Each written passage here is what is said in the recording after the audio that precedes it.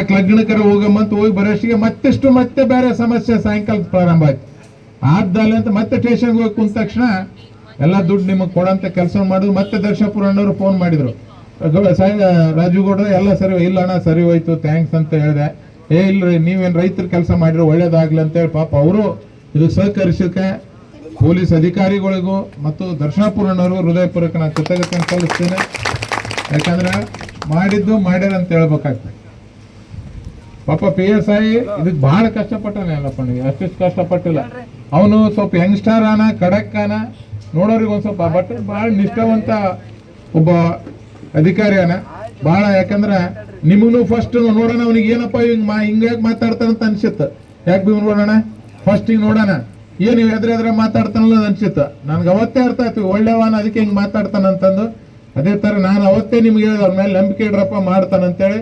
ನಾವು ಅವನ ಮೇಲೆ ವಿಶ್ವಾಸ ಇಟ್ಟಕ್ಕೆ ಇವತ್ತೆಲ್ಲರಿಗೂ ದುಡ್ಡು ಬರೋಂಥ ಕೆಲಸ ಆಯಿತು. ನಾನು ಕಾಣದ ಕೈಗಳಿಗೆ ಒಂದೇ ಕೆಲಸ ಹೇಳ್ತೀನಿ, ಬಡವರಿಗೆ ರೈತರಿಗೆ ನಿಮ್ಗೆ ಒಳ್ಳೇದು ಮಾಡೋದು ಆಗ್ಲಿಕ್ಕೆ ಅಂದ್ರೆ ಚಿಂತೆ ಇಲ್ಲ, ಕೆಟ್ಟದ್ದು ಮಾಡಕ್ಕೆ ಹೋಗ್ಬೇಡ್ರಿ. ಕೆಟ್ಟದ್ದು ಮಾಡಕ್ಕೆ ಹೋಗ್ಬೇಡ್ರಿ, ಒಳ್ಳೇದು ಹಂಗದು. ನಿಮ್ಮ ಅಧಿಕಾರದಾಗಿದ್ರೆ ನಿಮ್ಮ ಆದ್ಯ ಕರ್ತವ್ಯ ಅವ್ರು ದುಡ್ಡು ಉಸಿರು ಮಾಡಿ ಕೊಡ್ಬೇಕಾಗಿತ್ತು. ಆದ್ರೇನೋ ಕೊಟ್ಟಿಲ್ಲ. ಯಾವುದೋ ರೀತಿಯಿಂದ ನಾನು ತಂದು ಕೊಟ್ಟಿದ್ದೀನಿ.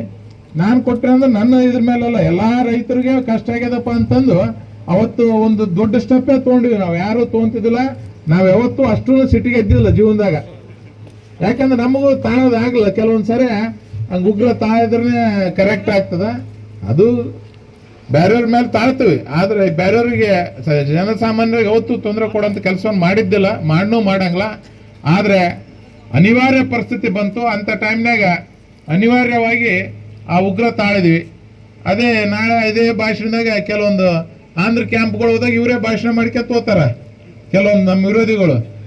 ಅವತ್ತು ರೆಡ್ಡಿಗೆ ಹಂಗೆ ಮಾಡಿದ್ರೆ ರಾಜುಗೌಡ್ರು ಹಿಂಗೆ ಮಾಡಿದ್ರಂತ.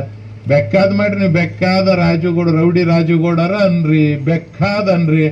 ನನ್ನ ರೈತರಿಗೆ ಸಮಸ್ಯೆ ಆದಾಗ, ನಮ್ಮ ಕಾರ್ಯಕರ್ತರ ಸಮಸ್ಯೆ ಆದಾಗ, ನಮ್ಮ ಊರನವ್ರಿಗೆ ಸಮಸ್ಯೆ ಆದಾಗ ಅವ್ರಿಗೋಸ್ಕರ ನಿಂದ್ರಂಥದ್ದು ನಮ್ಮ ಕರ್ತವ್ಯ.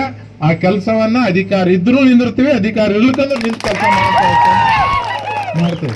ಬರೀ ಅಲ್ಲ, ಅಧಿಕಾರ ಇರ್ಲಾರ್ದಾಗ್ನು ನಾವು ಭಾಳ ಸ್ಟ್ರಾಂಗ್ ಆಗಿರ್ತೀವಿ. ನಮಗೆ ಕಾನೂನು ಎಲ್ಲ ಗೊತ್ತಾವ, ಯಾವ್ಯಾವಕ್ಕೆ ಏನೇನು ಉಪಯೋಗ ಮಾಡ್ಬೇಕಂತ ಗೊತ್ತಾವ. ಅದಕ್ಕೆಲ್ಲದಕ್ಕೆ ರೆಡಿ ಆದಕ್ಕೆ ಇಲ್ಲಿ ಸುರ್ಪುರದ ರಾಜಕೀಯ ಮಾಡಕತ್ತೀವಿ.